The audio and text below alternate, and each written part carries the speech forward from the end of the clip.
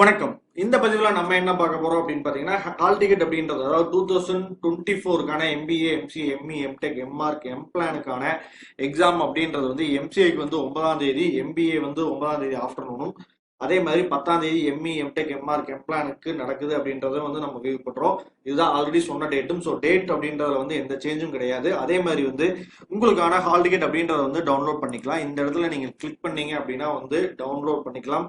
So இப்போ server பிஸியா இருக்கிறதுனால வந்து சுத்திக்கிட்டு இருக்குது. அதே சமயம் வந்து நீங்க 1 or 2 days வந்து கேப் விட்டுட்டோ அல்லது வந்து மிட் நைட்ல ஏர்லி மார்னிங் வந்து நீங்க ட்ரை பண்ணீங்க அப்படின்னா உங்களோட ஹால் டிக்கெட் அப்படின்றத வந்து ஈஸியா டவுன்லோட் பண்ணிக்கலாம்.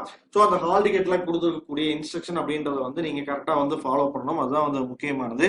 ஸோ இது போக இந்த பதிவில் இன்னும் முக்கியமானது ஒண்ணு என்ன அப்படின்னு பாத்தீங்கன்னா, என்னன்னா நம்பர் ஆஃப் பார்ட்டிசிபென்ட்ஸ் வந்து எத்தனை பேர் அப்படின்றத வந்து கொடுத்துருக்காங்க. ஸோ வந்து இது டவுன்லோட் ஆகுதான்னு பார்க்கலாம். இல்லை அப்படின்னா வந்து என்ன ப்ரெஸ் இன்ஃபோ வந்து போயிடலாம். ஸோ ப்ரெஸ் இன்ஃபோ வந்து இதுலேயும் சுற்றிட்டு இருக்கு. பட் நான் ஆல்ரெடி எடுத்து வச்சிருக்கேன்.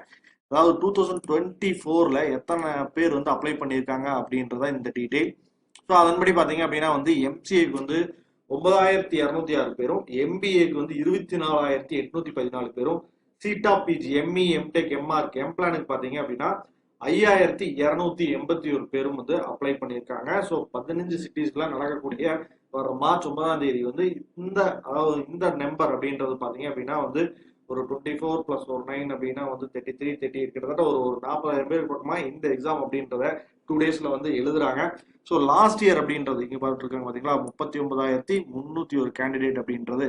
அதே மாதிரி வந்து பாத்தீங்க அப்படின்னா வந்து லாஸ்ட் இயர் எத்தனை பேர் எழுதிருக்காங்க, அதாவது 2023 அப்படின்னு பாத்தீங்கன்னா மோர் ஆர் லெஸ் சேமா தான் இருக்கு.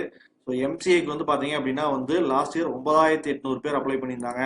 இந்த வருஷம் அப்ளை பண்ணியிருக்கிறது அப்படின்றது 9,206 பேர். அதே மாதிரி வந்து லாஸ்ட் இயர் எம்பிஏக்கு 24,468 பேரும், இந்த வருஷம் பாத்தீங்க அப்படின்னா எம்பிஏக்கு 24,814, இதுவும் வந்து சேமா தான் இருக்கு. அதே மாதிரி இன்ஜினியரிங் பொறுத்த வரைக்கும் எம்இ, எம்டெக், எம்ஆர்க், எம்பிளானுக்கும் 5,281 பேர் இந்த இயரும்.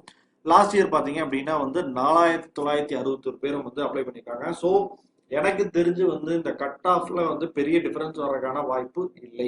ஏன்னா வந்து என்னன்னா நம்பர் ஆஃப் கவுண்ட்ஸ் அப்படின்றது லாஸ்ட் இயர் இந்த இயரும் வந்து கிட்டத்தட்ட வந்து சேமா தான் இருக்கு. ஸோ இதுல பெரிய ஆப்சன்டீஸ் அப்படின்னாலும் இதே பர்சன்டேஜ் தான் வரும்.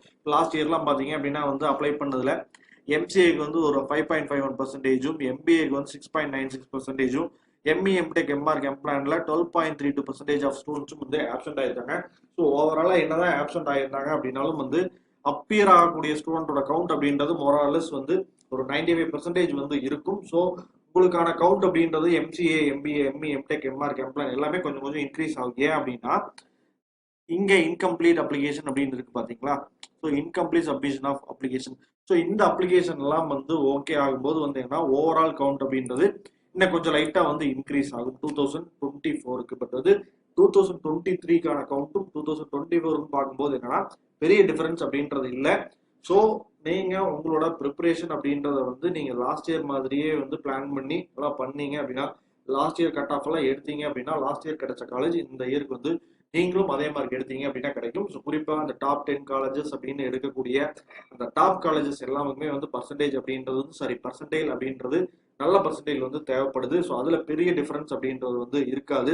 நம்ம அதுவும் செப்பரேட்டா ஆல்ரெடி வந்து பிஎஸ்ஜிக்கு என்ன கட் ஆஃப் வேணும், எஸ்எஸ்எனுக்கு என்ன கட் ஆஃப் வேணும் அப்படின்றதெல்லாம் பார்த்துக்கிறோம். இன்னும் வரும் நாட்கள்ல பாத்தீங்க அப்படின்னா வந்து அண்ணா யூனிவர்சிட்டி, மெட்ராஸ் யூனிவர்சிட்டி, டிஎஸ்எம் மாதிரியான முக்கியமான காலேஜஸ் பத்தின கட் ஆஃப்ஸும் வந்து இண்டிவிஜுவலா வீடியோவா வந்து பார்க்க போறோம். தொடர்ந்து நம்ம சேனல்ல டான்ஸ் ரிலேட்டடா நிறைய விஷயங்கள் வந்து பேசிட்டு இருக்கிறோம். நிறைய பேர் வந்து பாக்குறீங்க, பட் யாரும் சப்ஸ்கிரைப் பண்றதுல முடிஞ்சவரை வந்து சப்ஸ்கிரைப் பண்ணி சப்போர்ட் பண்ணுங்க. தொடர்ந்து டான்ஸ் ரிலேட்டடா போடக்கூடிய 1 or 2 சேனல்ஸ்ல நம்ம தொடர்ந்து பண்ணிட்டு இருக்கிறோம். சில பேர் வந்து என்ன கொஞ்ச நாள் பண்ணுவாங்க, அப்புறம் விட்டுருவாங்க, கொஞ்ச நாள் பண்ணுவாங்க விட்டுருவாங்க அப்படின்ற மாதிரி இருக்கும். பட் வந்து கன்சிஸ்டண்டா ஒரு 4 வருஷம் 5 வருஷமா பாத்தீங்க அப்படின்னா வந்து தொடர்ந்து நம்ம இந்த இன்ஃபர்மேஷன் அப்படின்றத வந்து கொடுத்துட்டு இருக்கிறோம்.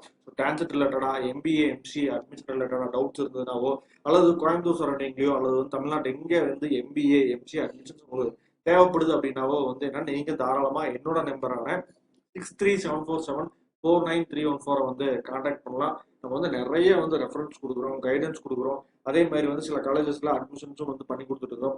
ஸோ இதுக்கு நிச்சயமா உங்களுக்கு வந்து பயனுள்ளதா இருக்கும் அப்படின்னு நினைக்கிறேன். ஏன்னா நிறைய கன்சல்டன்ட் இருப்பாங்க, நிறைய பேர் வந்து உங்களுக்கு கைட் பண்ணுவாங்க. பட் வந்து ஏன்னா எம்பிஏ, எம்சிஏக்கு வந்து அட்மிஷன் ரிலேட்டடாகவும் சரி, எக்ஸாம்ஸ் ரிலேட்டடாகவும் வந்து பர்டிகுலரா யூனிக்கா நம்ம தான் வந்து தொடர்ந்து பண்ணிட்டு இருக்கிறோம். அது நிச்சயமா உங்களுக்கு யூஸ்ஃபுல்லா இருக்கும் அப்படின்னு நினைக்கிறேன். அதனால தான் நான் எகைன் வந்து நான் சொல்றேன். ஸோ அடுத்தடுத்த பதிவுகளில் இன்னும் சில முக்கியமான விஷயங்களோட வந்து நான் பேசுறேன்.